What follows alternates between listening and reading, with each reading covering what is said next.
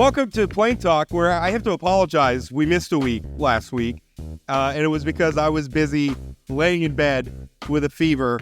I had COVID, which, by the way, all the people who think who hate COVID vaccines, like I mentioned this in passing in a column, and they're all like, I thought you got the jab, Port. What's wrong? How did you still get sick, Port? I'm like, yeah, I got sick. I didn't end up in the hospital this time. So, go vaccines. Anyway, we're not here to talk about vaccines. We're here to talk about property taxes. Of course, my co-host, Chad Oban, and our guest, hailing from western North Dakota, Stark County Commissioner Neal Messer. And a little bit later in the show, too, we're going to be talking about, I had a column today about the presidential race and Tim Walz and all of that stuff, and admitting that I may have gotten that a little bit wrong. I said that Tim Walz would be a bad choice for Harris as vice president. Obviously, I was wrong about that, although I do think I was right about some of the things. Chad and I will throw some fisticuffs about that after. I like any podcast that starts with us discussing Rob admitting he was wrong about something. Oh, come on. Give me a break. I wasn't that wrong. I wasn't that far off.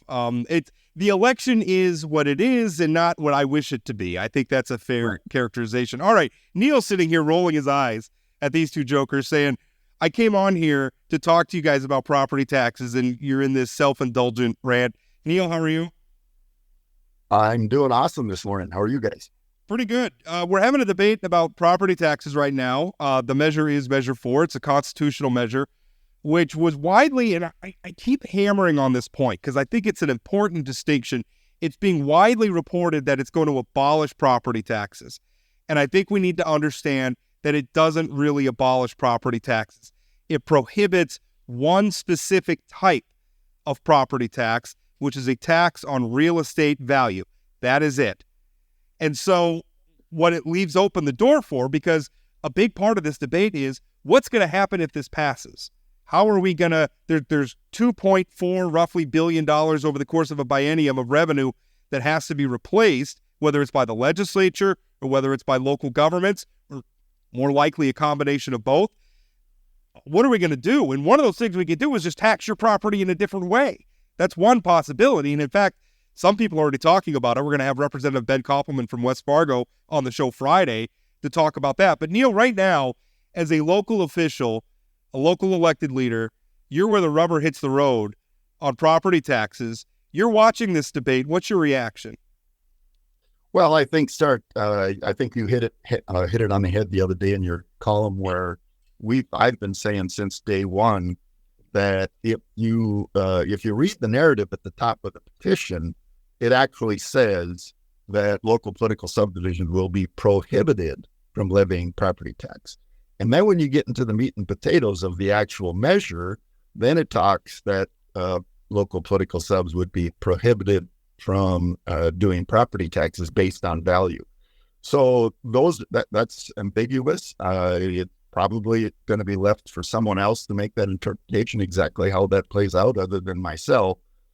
But yeah, it does open the door where we could tax your home based on square footage, your farm based on per acres, and in the commercial and industrial sector differently again. So it is a little complicated. It's confusing. I've said all along, I think the measure's not very well written, and there's other points in here that I would suggest to also throw some confusion into the matter.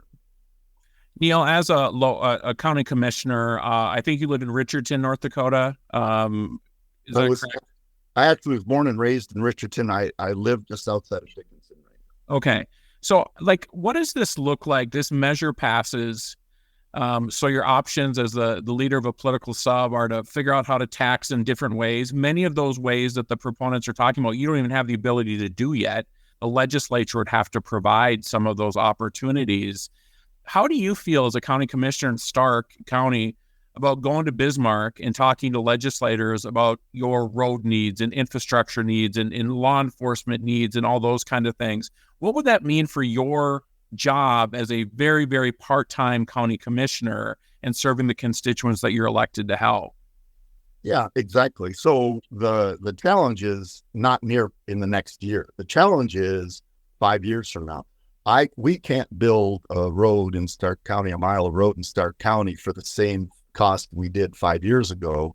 And it would be, it would be a fallacy to think we can build 5 years from now a mile for the same cost we're doing it today. And so, yes, we would have to go to the way the measure is written. We would be funded only at 2024 levied dollars.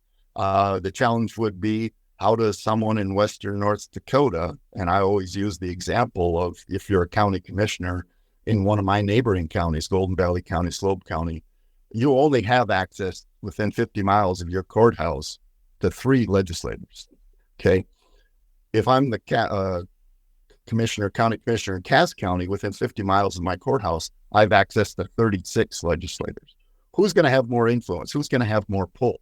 Well, it's a numbers game, and the political winds that would kind of prevail any given legislative session is going to dictate how I, as a county commissioner, have the ability to provide services. It's an ill-conceived concept, and the road is just very, very bumpy. Now, the proponents of the measure says, well, you as a county or you as a school district or any other political sub, you would have the ability to levy other taxes. So you could do a road tax, you could do an equipment tax, or those kind of things, a sales tax locally. Well, a tax is still a tax. A fee is still a tax. And so I just don't see where the buy-in to that has very much merit. That's one of the interesting things from the measure is, in addition to, banning a tax on property value, it also obligates the legislature to fund local governments, but it sets a level, as you just alluded to, it sets a level at current levels. Do you feel like that's created an impetus for local governments to kind of lard up their budgets this year? Well, to be correct, it's based on the 2024 levy, which we did 12 months ago. Okay. Here's the challenge. In my county in 2020, when I first became a commissioner, we levied $6.7 million to the general fund. Okay. So in the last couple of years, 3-4 years, we've tried to be fiscally responsible. We've lowered that to $5.5 million. So under the way this measure is written, the rules that we would have, my county, Stark County, would be penalized $1.2 million a year for trying to be responsible. And other political subs, whether it's school districts, cities, or counties, who didn't do that, would benefit from this, and that's a flaw. I'm sorry. Yeah, you're right. It punishes people who've been trying to keep their funding levels down and being fiscally responsible. Maybe not fiscally responsible, just a different approach to controlling or determining what their community needs. Right? I mean, another community might have levied more property taxes because they want to, build a sports center or something like that. And so it does punish those that maybe have been keeping the mills a little bit lower. Neal, I think there's no doubt that people are frustrated with property taxes. I mean, we hear it. We heard it during the primary from Congressman Armstrong, now candidate for Governor Armstrong. The proponents of this thing say, hey, we heard the same song and dance in 2012. Why should we trust the legislature is going to do something about it? What is your feeling, again, as a Stark County Commissioner, do you think the legislature is going to actually take action, big action? Are you hoping they take big action? What does that look like? Again, I mean, tying your hands. I mean, what's your hope here? Because, and I'm not asking for a specific policy, but more so, do you think that a message has been sent to legislators that something needs to be done? Yeah, without a doubt. I think this measure is a shot across the bow to the legislature. Here are the 3 things that I hear when I do these forums or meetings where the frustration level is with property tax. Number 1, the valuation component to the property tax is flawed. Okay. And they hear that. And the point I make is if you purchased your home 5 years ago for $250,000 and the valuation came in at $250,000, and you live in a good economy where your market is going up and all of a sudden 5% a year, so now your valuation is $300,000. You're being taxed on $300,000. When you purchased the home, you budgeted for escrow for taxes based on it qualifying for $250,000. And so they see the problem being a challenge in the valuation process, because as a homeowner, as a property owner, the increase in value doesn't do you any good until the day you try to sell your property, right? So you can take your property and it can stay stable, or you can go through the roof, but until you want to sell, that increase in value doesn't change. Now, we certainly don't want to do the California proposition, what was it, 12 decades ago, where they tried to freeze those valuations based on sale. The second issue that I do here is that if you can lose your property because you don't pay your property taxes, it's really a theft of property, right? And the government shouldn't be able to steal your property. Well, technically it's called forfeiture of property. You don't pay your taxes. I get that. But there are also other agencies that can get your property. Just 2 blocks away from my office a couple weeks ago, the IRS auctioned off property because that particular party hadn't paid their income tax. So that's there. And then, yes, to your Chad, to your last comment, where there's a conception or a perception that the legislature hasn't done enough since the 2012 measure. Well, they have done a lot. I'm not going to defend the legislature one way or not, but the first session in the 2013 session, I believe they allocated over $300 million to property tax relief. And in the 2023 session, they've put over 800 or 900 million per year in the property tax relief. And so when you get your nastygram from me at the county in December for your property taxes, the top line, it says legislative tax relief. Now, we can argue, we can discuss whether it's enough, whether it's not enough, but in my county, typically legislative tax relief, depending on the property, would be anywhere from 25 to 40% of the total tax. So there has been dollars gone that way, but I do think the legislature is going to be forced to do more, because this continually comes up again and again and again. And the perception out there, you can talk about reality, but the perception is that we are in a high property tax state. And Neal, why you brought up something that I was going to talk to you about, which is California basically freezing valuations. And my understanding of what they've done, which may not be perfect, is essentially that they basically the value of your home for taxing purposes is the value from when it was last purchased. So if you bought your home for $150,000, that's what you're being taxed at. Is why not? I mean, you said we don't want to do that. And I guess I'm wondering why, because I think part of what drives frustration is people are saying, listen, I'm basically, my taxes are going up because the value of my home is going up. I'm essentially being taxed on unrealized gains. The value of my home going up when I'm, 40, and I'm not going to be selling it anytime soon, if ever. I mean, I don't have any more value. I don't have any more money, but my tax bill's going up. I can understand why people see that as unfair. I see that as unfair because it keeps happening to me.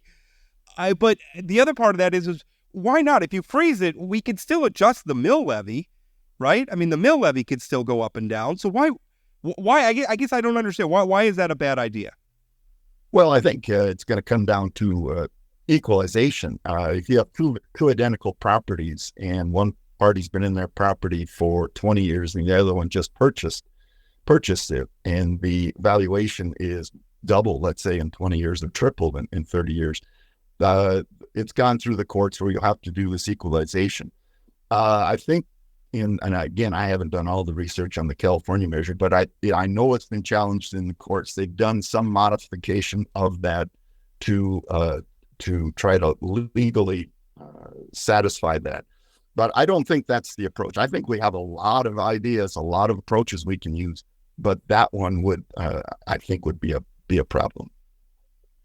So, Neal, you'd referenced the legislature had put money into the counties and for property tax relief, and they've tried some things, and maybe they haven't been felt enough. I do think your point about perception versus reality is always the tough one in these conversations, because you can't really flip somebody who feels a certain way.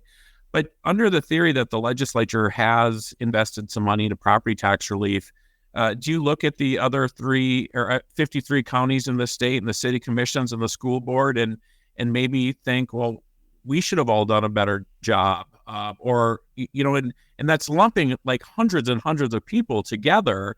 And we talk a lot about it in the show that like in a county like Grand Forks, you might have the county lowering mills and then the city increases them, the school increases them, and people don't care who's increasing them. But I mean, how do you sort of as political subdivisions all get on the same page and figure this out in an inflationary world?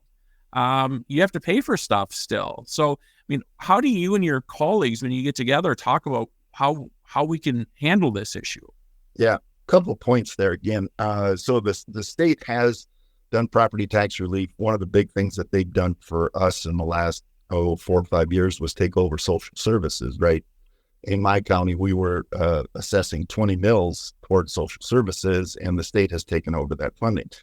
So that's an indirect tax relief for the property tax, not only in my county, but all across the state.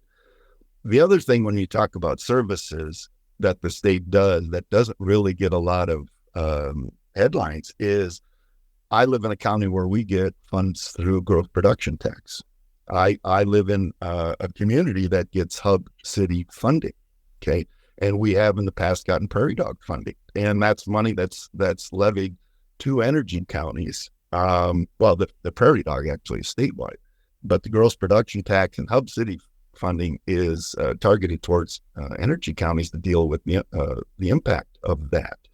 And so, and those numbers are not direct in the legislative tax relief numbers, right? I mean, the legislative tax relief numbers were primarily focused on education and channeled towards reducing the amount of local funding of education. So I don't know if I'm answering your question on that, but it is a tough message to deliver.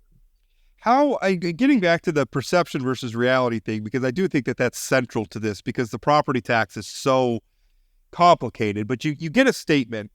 And I think one of the problems is you can look and at the top of the statement, it says legislative property tax relief, but most people are looking at the bottom of the statement, which is, this is what you owe. And when it goes up year over year, people get upset. And then I don't know how much time they spend looking at the other line items like the legislative relief, or what did my park board do versus what did my school district do versus what did my county or my city do.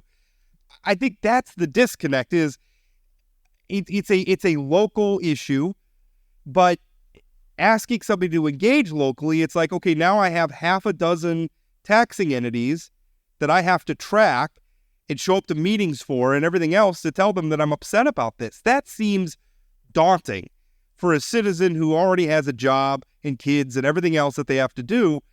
It just seems really difficult to ask them, because I'm guilty of this. I say all the time, if you're upset about your property taxes, talk to your local taxing officials. But the problem is there's so many of them, and they hold so many different meetings, and they're elected sometimes on weird election days. And it's hard, I think, for the average citizen to follow this. Is there anything we can do in that vein to help people, I guess, be engaged and understand this issue better? Well, I agree. Disengagement is a huge issue. I mean, when we typically have our budget meetings, and when I talk to school board members, it's the comment's the same, or the city commission or the park board, it's the same, is that when you have these budget meetings, we don't get a lot of people showing up at those meetings, not a lot of engagement.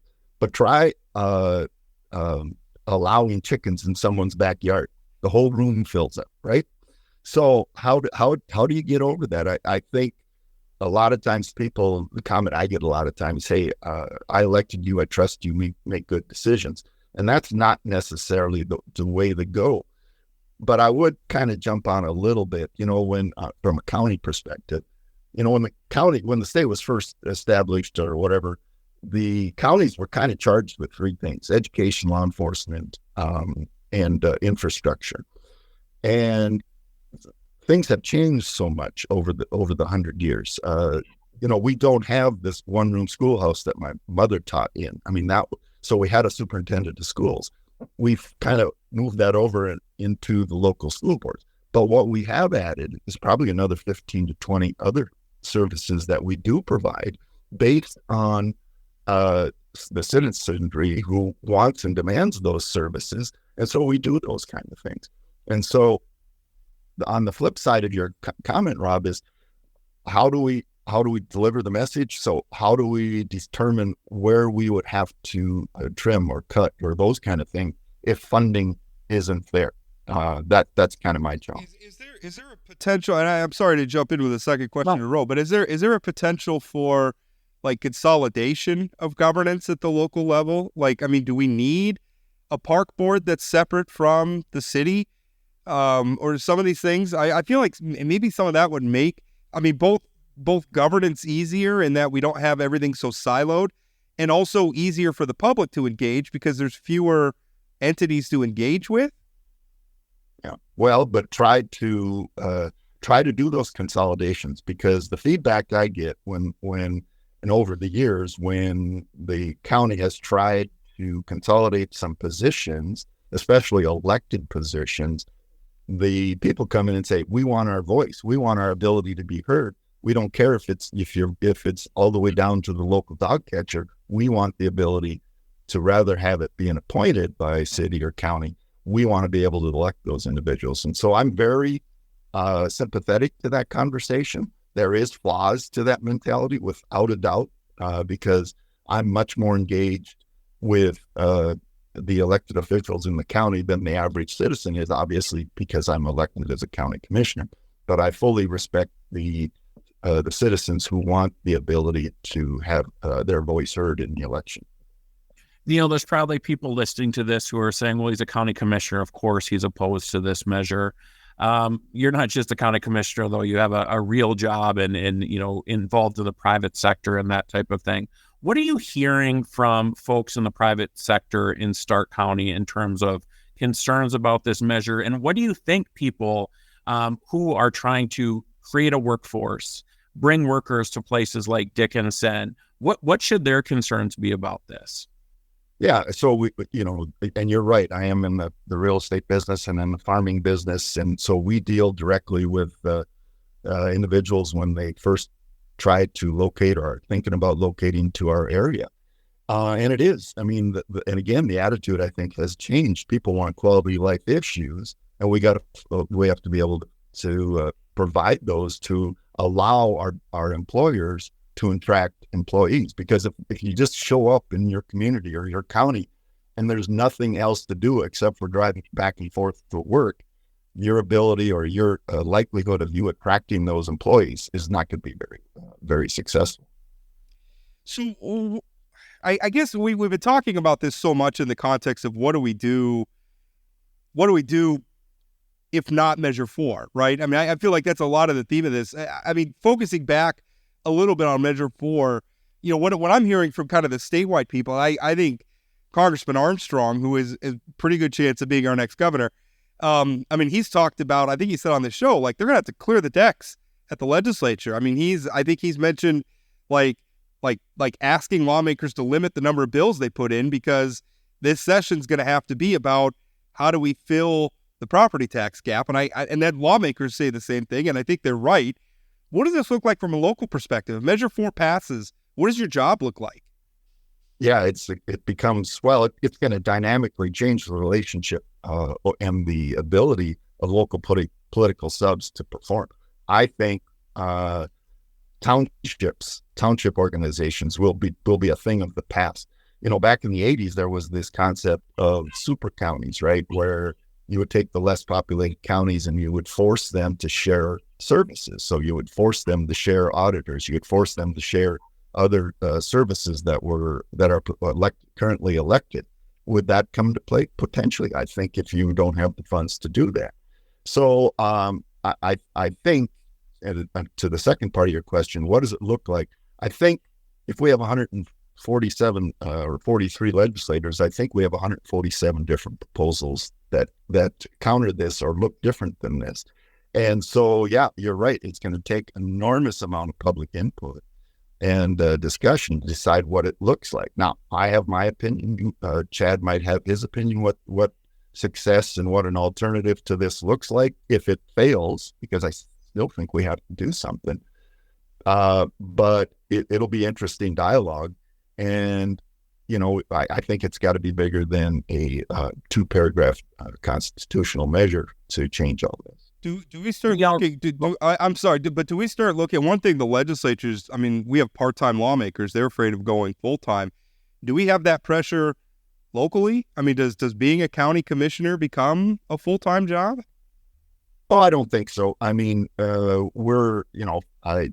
kind of keep track. I think so far, like in July, I had invites or meetings of like 17 different groups, right? I was able to attend like 11 or 12 of those. I don't think it makes my county commission job full-time. It may make other entities full-time.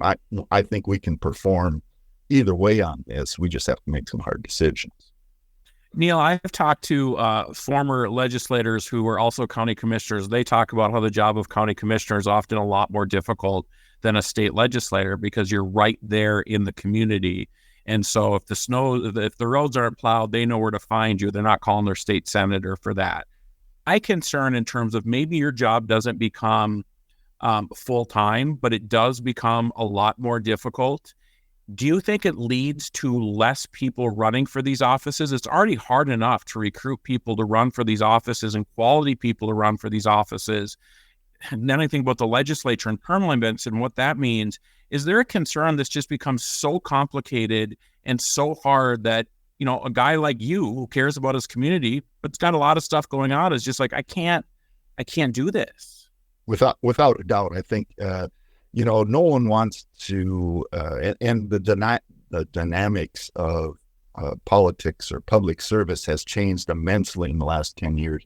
And it's so easy to criticize officials who are making decisions when you don't have all the information in front of you. So yeah, I think it does, and it would make it more difficult to motivate people to serve. I agree immensely. So as this debate goes on, I guess what would you say? I mean, obviously, if the measure fails, I think there's an expectation. I think everybody on this call agrees there's a problem here to solve. What are the first steps towards solving it? And I guess maybe that's putting you on the spot again, and that probably looks different in Stark County than it does in Cass County. But how do we get to a point where people this issue we could pour some oil on troubled waters? Yeah. Well, I think there's a number of things that that I think need to be taken out to the public before we get to that point. One of the things that we always talk about in my little groups is when we eliminate property tax, we're eliminating property tax for everybody. Okay.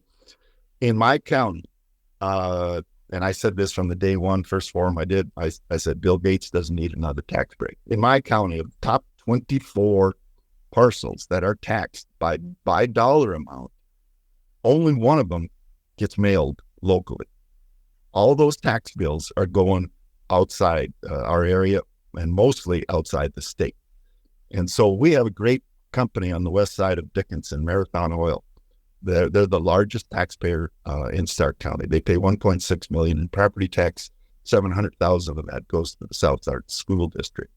When you need something done in the community, Marathon's the first one to step up. They have great employees. They're all in. But if we eliminate $1.6 million from their expenses in operating in Stark County, North Dakota, and they're a for-profit company, that money is going to stay in Findlay, Ohio, and be distributed through their stockholders, rightfully so. And so, but they still get fire protection, they still get law enforcement, all these kind of things. And so if part of the solution is get rid of property tax and do other levies like sales taxes and those kind of things to provide those same services, that to me doesn't make any sense. We have to have, they always talk about the 3 or 4-legged stool. I think we have to do that. And we have to have those funds to be able to operate. So I think that's critical. Neal, thank you so much for your time. Appreciate it. Thanks, Neal. Thank you. The cold cases you see at the Vault have captivated readers across our region for years. At the Vault podcast, our team of professional reporters takes you further into those stories with new interviews from family members, investigators, and experts.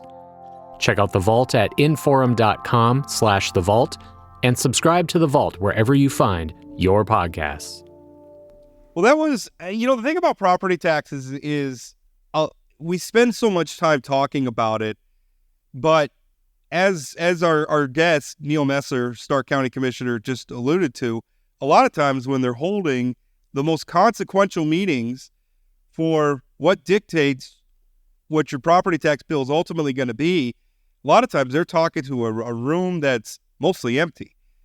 Right. And then the thing is, but I don't want to entirely put that on the public either. Like, it's really hard to show up, and then you do show up. You're a average member of the public going up against, like the county super, like all these public officials whose full-time job it is to engage on this stuff. You're a part-timer. You just cooked the kids dinner quick and then rushed over to this meeting. You're trying to understand everything that's going on, also knowing there's 4 other entities or 5 other entities or whatever the number is that are also having a significant impact on your property tax bill, and you're supposed to do all that. It's a confounding situation. Right. And what I really enjoyed about that interview with Neal is, first of all, he's really level-headed. Like, he's not coming into this interview and saying Measure 4 is stupid, we should just vote it down. But really looking at this from a perspective of what it means for governing in the communities that he represents. It's not good news. It will make it very, very difficult to have our communities out there continue to strive. But at the same time saying, we got to do something. And, and even one of the things I struggle with, and I think the public struggles with, is who's to blame?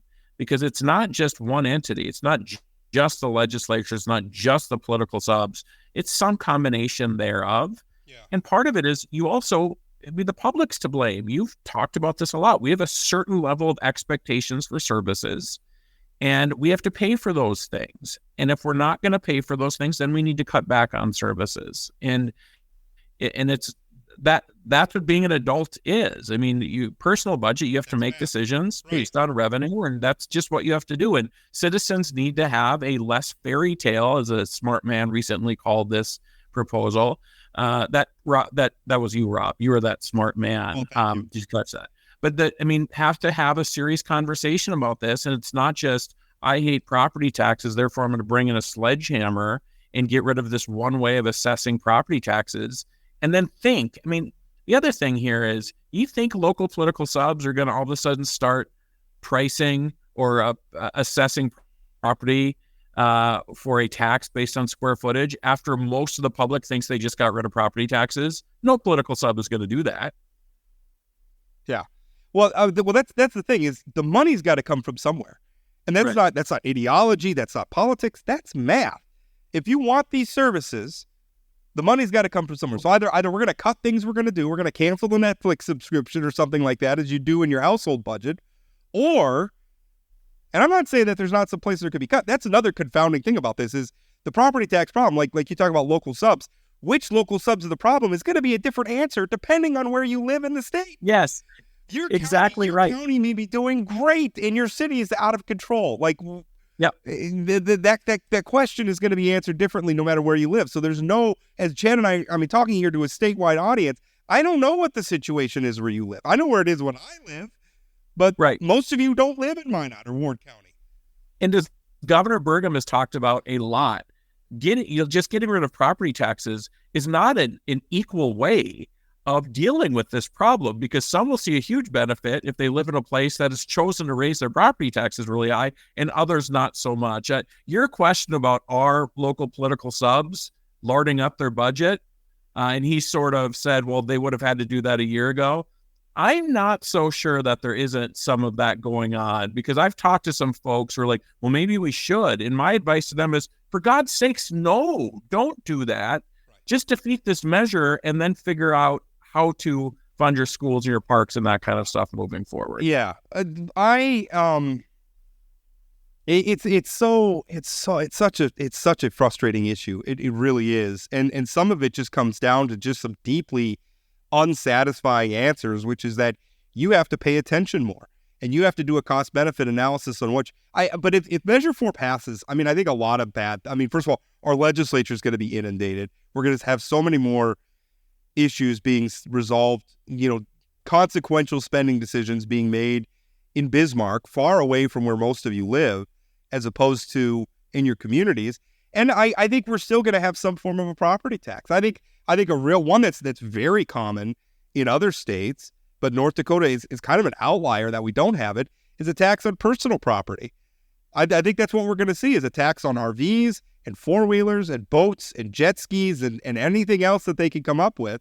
Second cars, maybe your primary car, I don't know. But I mean, that's what we're going to end up with, something like that. And ultimately, who are the winners then in this scenario?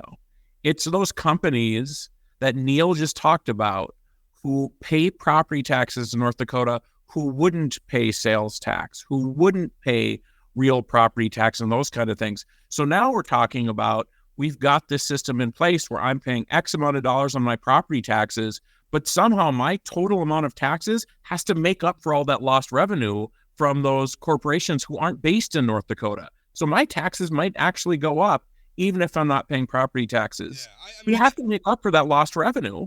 I think one rebuttal to that is like, well, if we did the sales tax, like these companies come in and, they buy stuff, they have to pay the sales tax. Okay, sure. What do you think our capacity is to raise the sales tax further in North Dakota right now? Yeah. Because if you look at the past, I did an article about this several months ago, anticipating this very debate. We have raised the sales. So many communities are already at or near the cap on sales taxes. And you got to wonder, even if you got rid of the legal cap, what is the practical cap to a point where we're gonna murder our retail, particularly in border cities, Fargo, Grand Forks, who are big sales tax drivers? What do you think that's going to do to retail sales if we have to pin another 2, 3, 4% onto the sales tax to replace property taxes? Right. And we've seen the public vote against increases in tobacco taxes in the past. You're probably going to see an increase in sin taxes. We haven't raised taxes on fuel in God knows how long. You're going to see those kind of things. Again, it creates this situation of chaos, and the average a person who rents property in North Dakota, it's going to be a huge net negative for them. I mean, somebody who they're not going to see a benefit of not paying property taxes, but they're going to see other increases in other taxes, and they're going to lose money under this proposal. Because here's the thing, you're still going to pay, right? That's the fairy tale that's being sold, I think, by the proponents of getting rid of this particular property tax. Is they think it'll go away and you'll be freed from paying that bill. And it's like, no, you're going to pay that bill in about a dozen other ways. This is going to show up. And it's going to be less transparent, and the decisions are going to be made further away from where you live. And you got to ask yourself, is that really a better situation for you? Well, and I don't know if I saw it online or somebody told me that some of the proponents are like, well, we'll just increase like a water fee and that like a $10 a month. So you were paying $3,000 property taxes. Now you'll pay $120 in a water fee.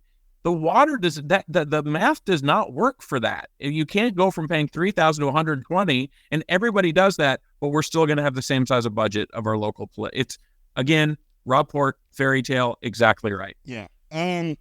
Let's move on to something that I wasn't right about, which is saying that Tim Walz would be a bad vice presidential pick. And I will still maintain that my criticisms of Walz were apt. I'm not saying, I was wrong about that stuff. They just don't matter as much as I thought they would matter. Really the only place Republicans have been able to get any traction against Walz at all is the military record stuff, where Walz himself has admitted he's overstated. Calling, by the way, somebody who served in the National Guard for over 24 years, accusing them of stolen valor, I think is a bridge too far. Hey, Rob, can I ask you the top of the Republican ticket? Yeah. Did he serve in the military? I don't remember for sure. Did he have something like bone spurs or something? Generalissimo Bone Spurs dodged the draft in Vietnam. And I got to tell you, Democrats should be welcoming this debate on Tim Walz's effort. The thing is but they have to shift it. I mean, they have to actually engage on this. And yeah, I mean, sure, if you want to talk about military service, let's talk about military service, Donald Trump, draft dodger. Because my father was drafted out of the state of Alaska to go serve in Vietnam. My father was drafted out of the great state of North Dakota to serve in Vietnam. Right. And he went, just like your dad. Right. when I was 18, Chad, I'm sure as you did, I went down to the post office and I signed up for the draft. And if my country, with the understanding that if my country called on me, I was going, because I felt that was my duty as an American. And we can have a debate about the draft and everything else, but that is, our fathers served. I would have served if they called on me. Donald Trump did not, because Donald Trump is an entitled billionaire who for some reason has become an avatar for populist angst in the United States. Go figure. I don't know how that happened. Rob, I want to get back to the part where we talk about you being wrong. Okay. I feel like. And Chad's not being mean, because he was very nice in saying I was right about the fairy tale thing. No, Walz has turned out to be a great pick. Really so. And I think I think I was guilty of something that I do talk about, was kind of wanting the race to be something that it's just not going to be. And maybe as you were kind of arguing before we got started with the podcast, maybe it's not even like this most of the time. I have a preference for debating. I liked it when, we have a presidential debate about health insurance, right? I appreciate that. That's a real substantive issue. It touches on a lot of people. Let's have that debate. I like it when we have a presidential election that's about foreign policy. Iraq, right or wrong? Afghanistan, right or wrong? Do we withdraw? Do we stay in? I want to have these debates. This election is not, we're missing a lot of that in this election, and I don't know why. I mean, I know whose fault it is. It's Donald Trump's fault, because we're completely off the rails. But it's a vibes election. That's what it is. And Tim Walz, great vibes. Yeah, and I think most elections, as I said before we started recording, are sort of vibes elections. I think I've said it on the podcast before. The people who generally win presidential elections are the people who are forward-looking, right? And I think that's one of the problems that Donald Trump has. He's still fighting 2020 battles. He's still fighting against Joe Biden. Kamala Harris and Tim Walz are moving forward. I also think the shortened campaign and for Walz, just sort of coming on the national stage is somewhat helpful. I think most people are going to, by the time the election rolls around, they're going to know that Tim Walz led his Mankato West to a state championship. They're going to know he was a teacher, he was a governor, and he hunts and he fishes, and he talks like your uncle and all that. That's what they're going to know about Tim Walz when this is all done. They're going to know his kids were born through IVF. Those sort of top line things, he checks a lot of boxes. And I mean, the whole, do you want to have a beer with the guy? Yeah. I had coffee with the guy once. I would do it again, because he was so engaged and cared so much about what's going on with our kid. And, it's one of those things where it's, politicians, when you feel like you're the only person in the room when they're talking to you, that's sort of something that people say. Felt that with Walz, and I'd like to have another cup of coffee with him. And that's something. The thing is I don't think that stuff should matter as much as it does. And I realize that makes me a weirdo. I mean, I really liked Barack Obama. Voted against him twice, but I thought he was a cool guy. I would absolutely hang out with Barack Obama. Right? I'd write down all the books he's reading. That's what I do. I actually follow. He reads excellent books, and so I'm always, when Obama puts like his book list out, like I'm always, ooh, what's Barack? Rob, he also listens to great music when he puts out his music list. I will admit his tastes are not my tastes. I'm not running them down. Just not my cup of tea.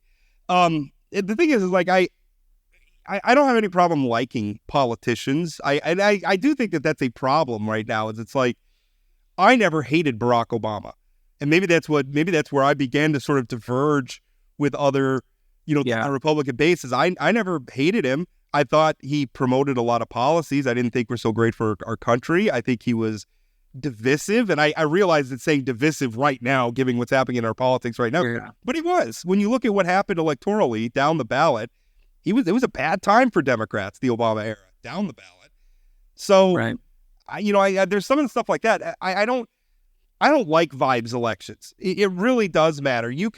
I don't care how Tim Walz spends his free time.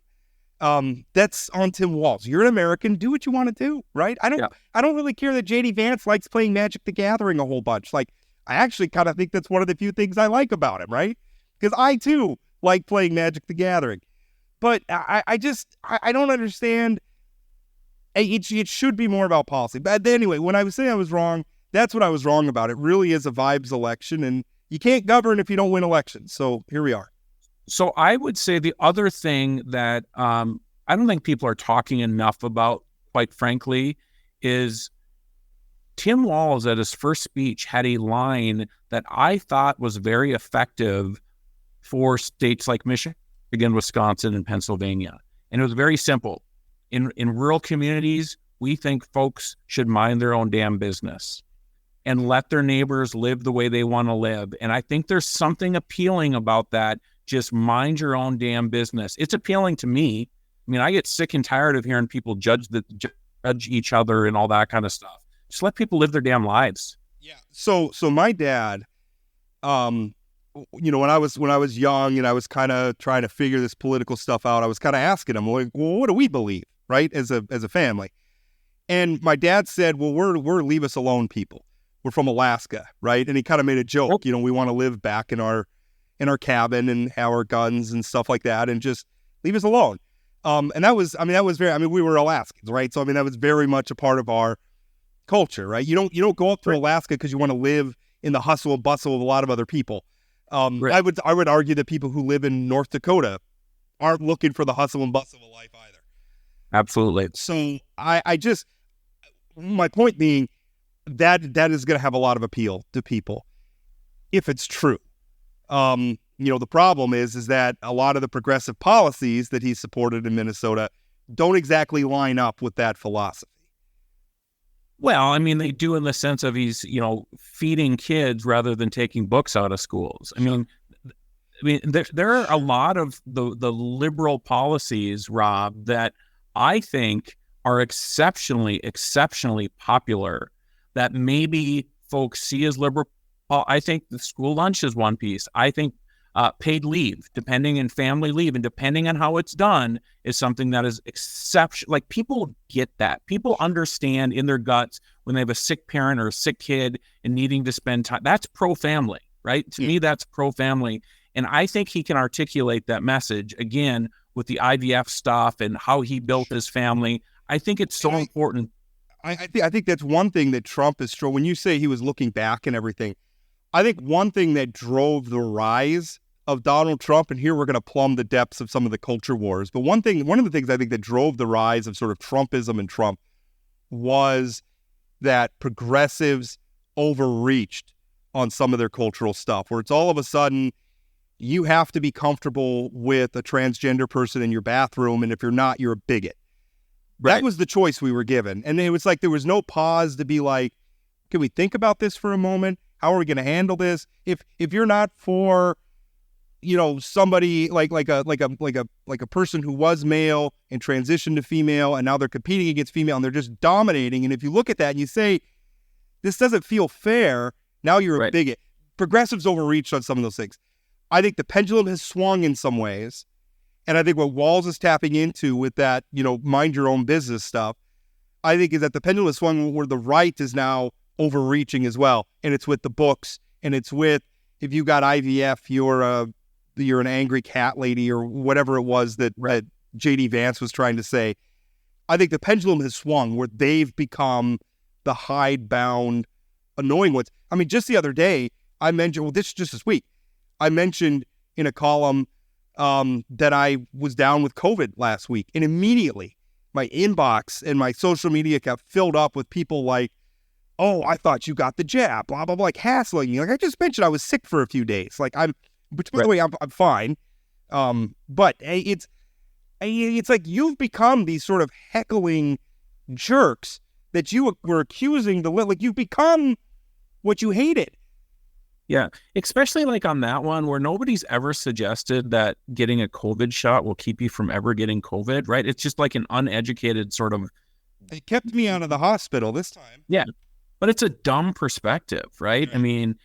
Just a dumb perspective. Also, none of your damn business. Right. But I think you're over your earlier point about sort of the Dems overplaying some of these things. I agree with that.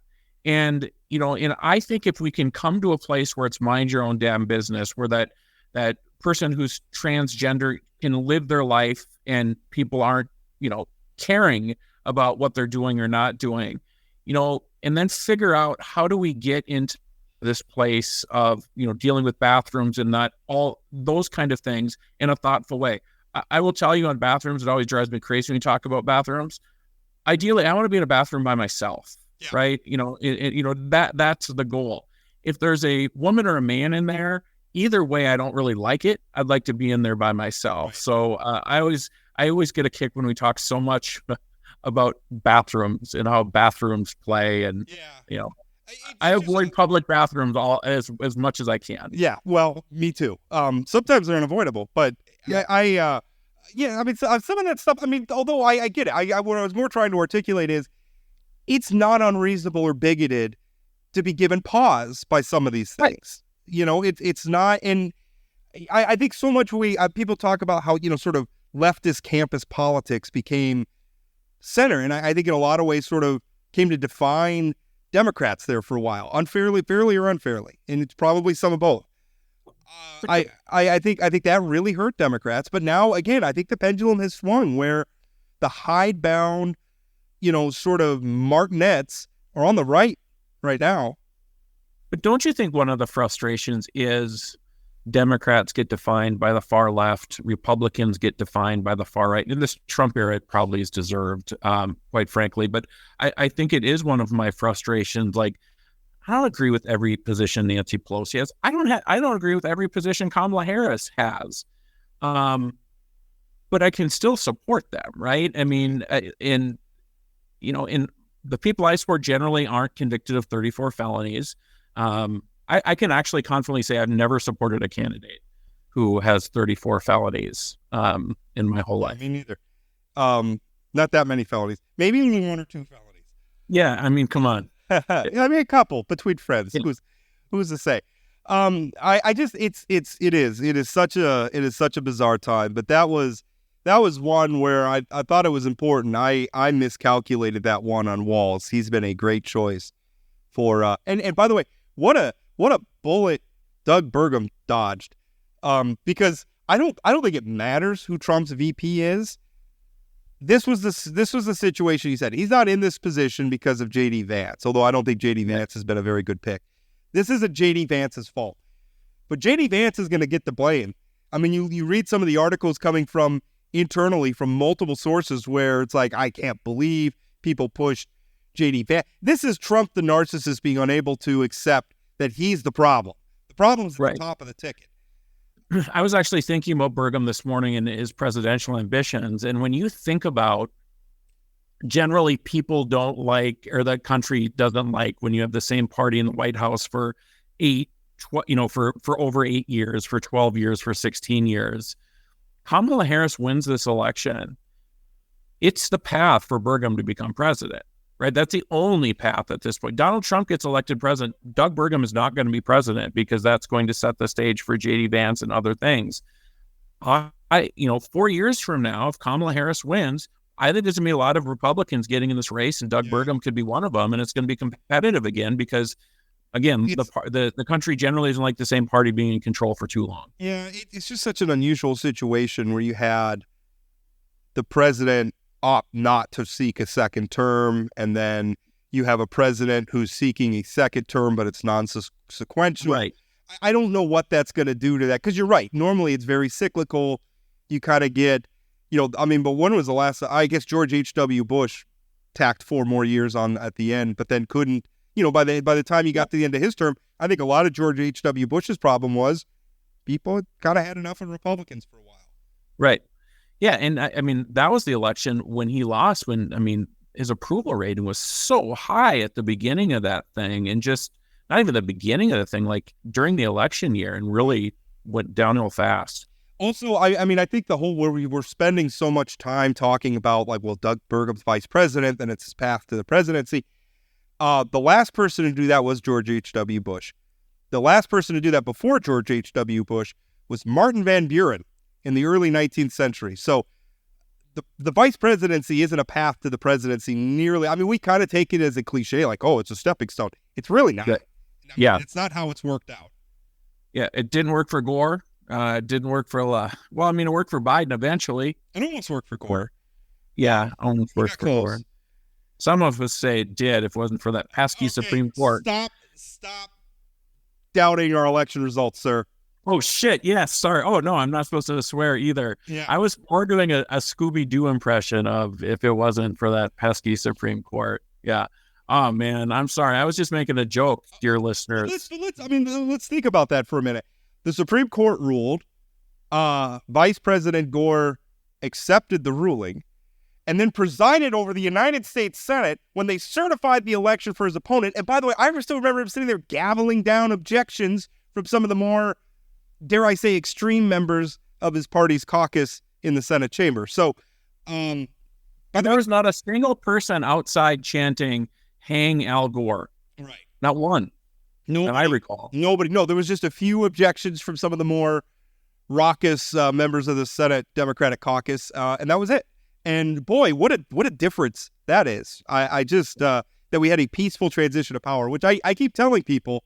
They're like, "Oh, you're a Kamala Harris lover," or Kamala. Well, by the way, what is with Donald Trump purposely misspelling her name?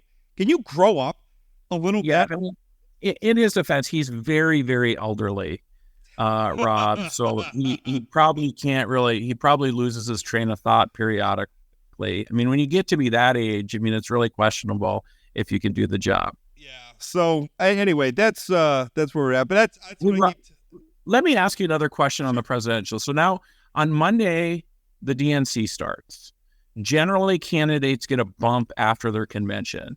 There was a bunch of polling that came out yesterday that showed Harris up in Wisconsin, Michigan, and Pennsylvania by 4 points, and it's been pretty consistent. I mean, do you think it's conceivable that she comes out of the DNC, up 5, 6 points, 7 points? And then people are voting 2 weeks after that. Well, let's look at the fact that she's up almost 3 points right now. I'm looking at the 538 national polling average. And then let's drill down. Should we look at some swing states? Let's look at Georgia. It's basically tied. Harris is leading by 1/10 of a percentage point in the average. Let's look at Michigan. Harris up 3.4% in the average. Let's look at, where else do we want to look? Pennsylvania. Harris plus 1.6. North Carolina, I don't know if it's good. It wasn't showing up here. Last polling out of North Carolina, tied. And if she's winning North Carolina, this is a bloodbath. Let's look at Arizona. She's up 0.3 of a percentage point in the average in Arizona. And these are all places, by the way, where Joe Biden was down, often by multiple percentage points in the average. So in Wisconsin, Harris is up 3.3% in the average. So I always get you have to have caution because I think a lot of people look at that top line national, but America does not elect presidents based on a popular vote.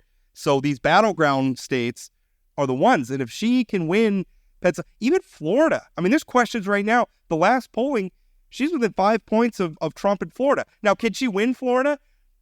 I'm going to say probably not. But if she can make Trump have to go there and have to spend resources there to protect Florida, because if he loses Florida, it's over. He can't lose Florida.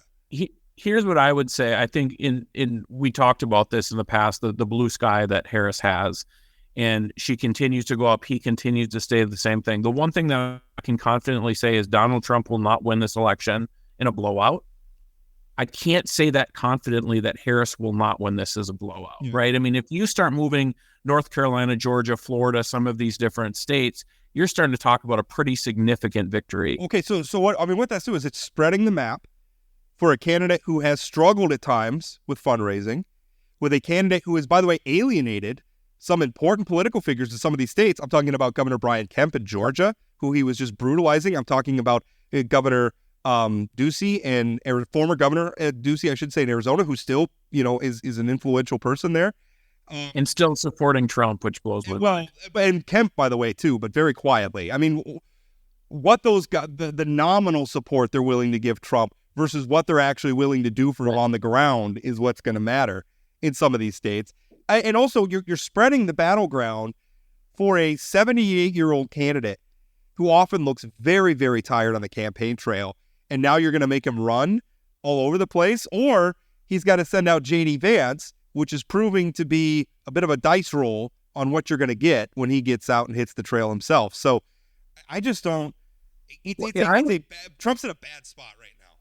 I would also say every one of those state polls that you went through, I mean, they're essentially within the margin. Right. And when you're in an election in a state within the margin, you win it and lose it with field programs and getting your folks out to vote. The DNC has been investing bodies and people on the ground, paid staff in these states for a long time and are way ahead of Trump when it comes to that sort of stuff. So I also think if this is a tied race in these states going into the election, my money would be on the Democrats to win the thing. What scares me is that Republicans have been investing a lot of time and money in getting election officials in there who could potentially not or gum up the works in trying to certify or throwing dirt or throwing doubt on a close election, which is, I mean, part of me hopes it's a blowout so we can avoid some of that. Well, and I also don't know, what is Trump doing in Montana? I mean, he did one rally and it was in Montana trying to win a Senate race.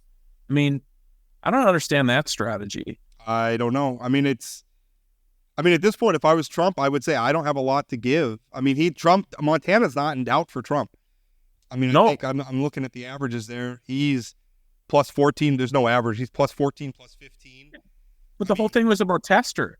The whole thing was like, you focus on yourself, man. Yeah, he can't afford to be that worried about down ballot races. So, yeah, it's going to be interesting. But yeah, you heard it here first, Rob. And by the way, I think that's important for somebody who does what I do. I think too many people, what I do, are unwilling to admit when they're wrong about something or they got something a little bit wrong. I feel like I've done that consistently throughout my career. I don't mind. By the way, lots of people who do this stuff get this stuff wrong consistently.